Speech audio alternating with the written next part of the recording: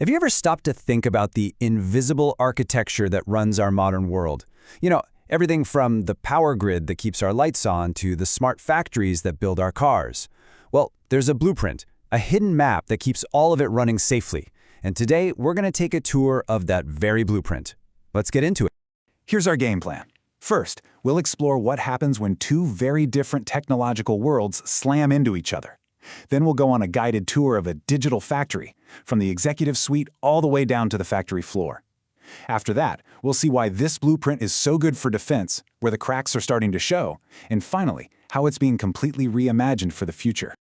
So, to really get a handle on the modern factory, you first have to understand that there are two worlds colliding inside it.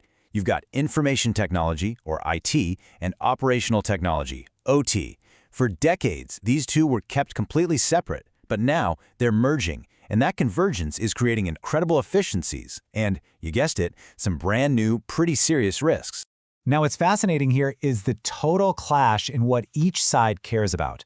The IT world, that's your email, your business data, it's obsessed with keeping data confidential. Secrecy is key. But then you have the OT world. This is the stuff that controls massive physical machinery. And for them, the absolute top priorities are safety and uptime. You can't just take a power plant offline to install a software patch, right? People's lives and safety are on the line. And that fundamental conflict is really the central challenge in all of industry cybersecurity. So how in the world do you manage a clash like that? Well, you do it with a very, very structured blueprint. And that brings us to the main event, our tour of the digital factory. And our guide is going to be something called the Purdue Enterprise Reference Architecture, but everyone just calls it the Purdue Model.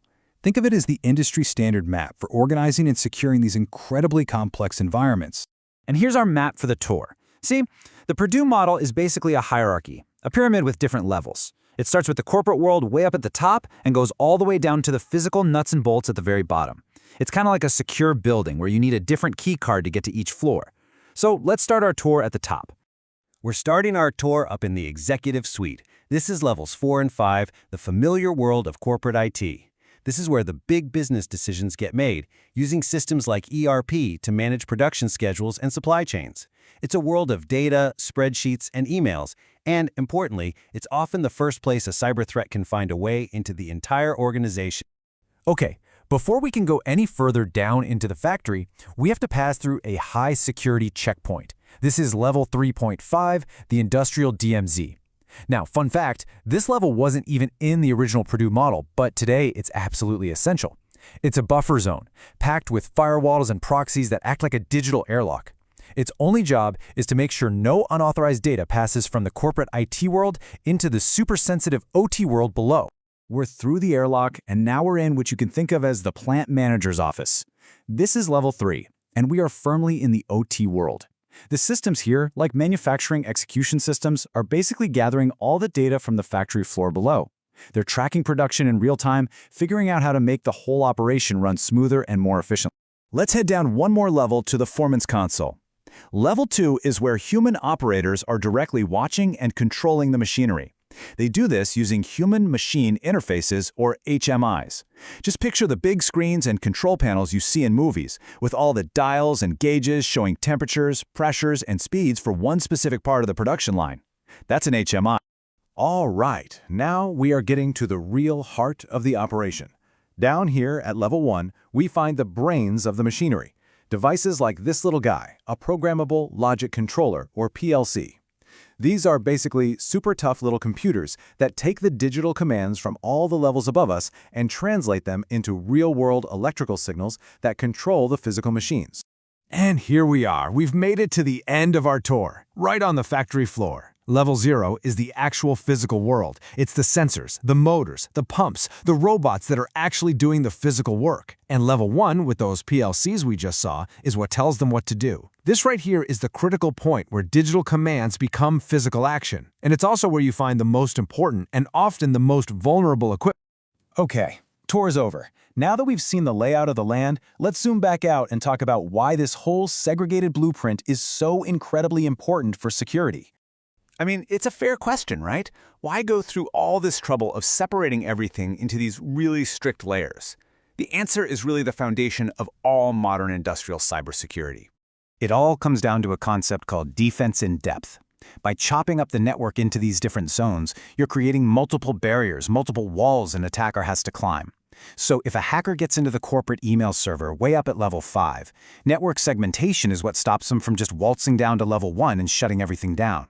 It contains the damage, it makes the target smaller, and it gives the security team a clear map to watch for any funny business. But, and there's always a but, isn't there? Here's the plot twist. This classic, rigid blueprint, this whole idea built on strong, separate walls, it's being seriously challenged.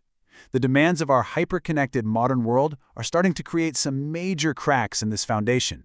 You know, the original dream for securing these systems was something called an air gap. The idea was beautifully simple. The OT network that runs the factory should have absolutely zero electronic connection to the IT network or the internet, a complete physical separation. For a really long time, this was considered the gold standard of security. But as this quote lays out pretty clearly, that ideal is basically a myth now. The relentless demand for more data, more efficiency, and more connectivity has completely bridged that gap. The walls are being torn down, not by attackers, but by our own progress. And this, right here, is exactly why. The Industrial Internet of Things, or IIoT, means you have sensors on the factory floor sending data straight to the cloud, completely bypassing the whole Purdue structure. Businesses want cloud analytics to predict when a machine will break. Engineers need to log in remotely to fix things. And a lot of this is running on ancient equipment that was designed decades before the internet was even a thing. So, does all this mean the Purdue model is dead?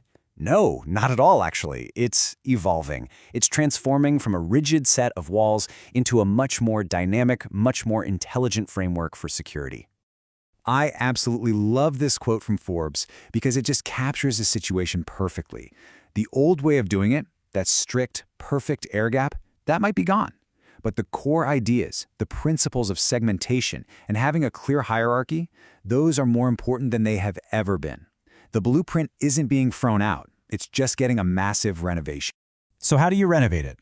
Well, first, with smarter segmentation, using modern firewalls that actually understand industrial traffic. Second, and this is the big one, you adopt a zero-trust philosophy. That just means you never ever trust a device just because it's already inside the network. You verify everything, every single time. And you back that up with tools that give you total visibility and a rock-solid incident response plan that puts safety first. And that really is the crucial shift in thinking. The old goal was simple: isolation. Keep everything separate. The new goal is to allow for all the connectivity that modern business demands, but to do it in a secure and very controlled way. We've realized we can't build the walls high enough anymore. So instead, we have to build smarter doors with much better guards. And that brings us to our final question for today. The blueprint for our digital world is adapting, there's no doubt about it.